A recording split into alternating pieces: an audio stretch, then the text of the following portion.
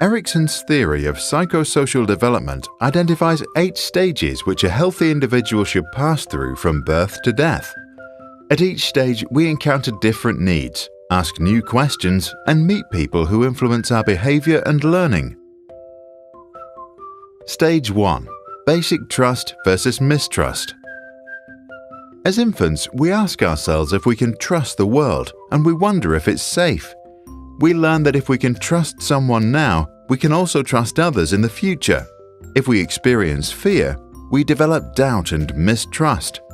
The key to our development is our mother. Stage 2. Autonomy versus shame and doubt. In our early childhood, we experience ourselves and discover our body. We ask, is it okay to be me? If we are allowed to discover ourselves, then we develop self-confidence. If we are not, we can develop shame and self-doubt. Both parents now play a major role. Stage 3. Initiative versus guilt. In preschool, we take initiative, try out new things, and learn basic principles like how round things roll. We ask, is it okay for me to do what I do? If we are encouraged, we can follow our interests. If we are held back or told that what we do is silly, we can develop guilt. We are now learning from the entire family. Stage 4. Industry versus inferiority. Now we discover our own interests and realize that we are different from others. We want to show that we can do things right. We ask if we can make it in this world. If we receive recognition from our teachers or peers, we become industrious, which is another word for hard-working. If we get too much negative feedback, we start to feel inferior and lose motivation. Our neighbors and schools now influence us the most. Stage 5. Identity versus role confusion. During adolescence, we learn that we have different social roles. We are friends, students, children, and citizens. Many experience an identity crisis. If our parents now allow us to go out and explore, we can find identity. If they push us to conform to their views, we can face role confusion and feel lost. Key to our learning are our peers and role models.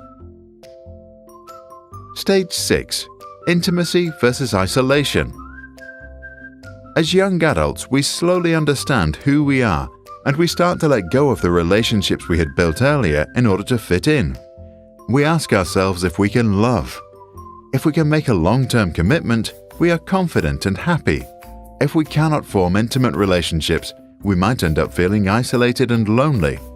Our friends and partners are now central to our development. Stage 7. Generativity versus stagnation. When we reach our 40s, we become comfortable, use our leisure time creatively, and maybe begin contributing to society. Our concern is generativity.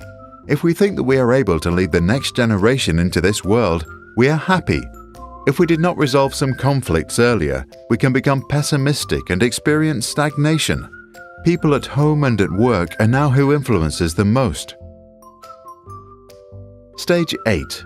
Ego integrity versus despair. As we grow older, we tend to slow down and begin to look back over our lives. We ask, how have I done? If we think we did well, we develop feelings of contentment and integrity. If not, we can experience despair and become grumpy and bitter. Time to compare us with mankind.